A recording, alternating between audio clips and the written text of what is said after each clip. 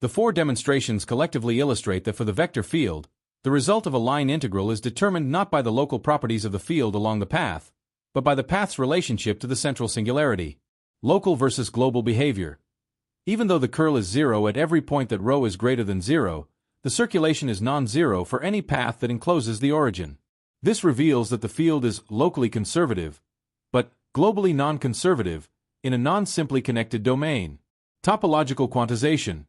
The circulation is a topological invariant known as the winding number. In the enclosing demo, the integral yields 4 times pi because the path completes 2 full revolutions, regardless of its specific radial oscillations or 3D height. The role of the singularity.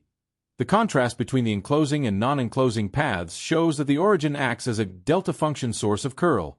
If a path does not loop around the z-axis, scenario 2, the angular gains and losses cancel out perfectly, resulting in zero circulation. Stokes' theorem limitation. The demos clarify why standard Stokes' theorem seems to fail for enclosing paths.